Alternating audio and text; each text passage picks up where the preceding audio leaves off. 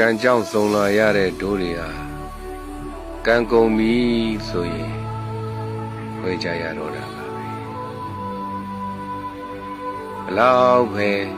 ချစ်ခင်ပါတယ်ဘလောက်ပဲမျက်နှိုးပါတယ်ပြောသူနဲ့ကိုနဲ့စုံစည်းဖို့ရန်ရေဇက်ကကုန်ပြီဆိုရင်တနည်းမဟုတ်တနည်းနဲ့ခွဲကြရတော့တာပါပဲလေကြောင်ပဲစုံစည်းခဲ့တဲ့တိမ်တိုက်တွေဟာလေကြောင်ပဲကွဲကွာသွားကြရတာပါပဲကံကြောင်းတရားတွေတိုက်ဆိုင်ပြီးတော့စုံစည်းခဲ့ကြရတဲ့ဒိုးတွေဟာကံကုန်တဲ့တစ်နေ့ကိုယ်ထုံကိုပိုက်ပြီးတော့ကိုယ်ခရီးကိုရှေ့ဆက်ကြရမှာပါပဲဒါကြောင့်မသေးခင်ချစ်ပါအသက်ရှင်နေတဲ့ကာလတောတွင်းမှာ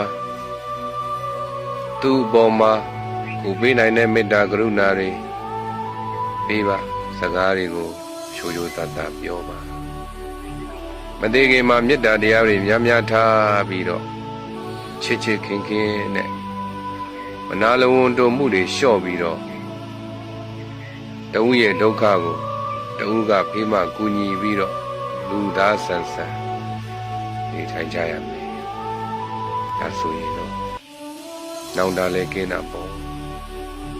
ဘဝဆိုတာတူတူလေးရဲ့ပါအလုံးဟာလူပြည်လူလောကကိုအလယ်လာကြတဲ့ဧည့်သည်တွေကြီးပါပဲချိန်တန်တော့လဲကိုယ်ထုတ်ကိုပိုက်ပြီးကိုယ်လန်းကိုရှောက်ချရတာပါပဲအကယ်၍ကိုချစ်တဲ့ပုဂ္ဂိုလ်တွေ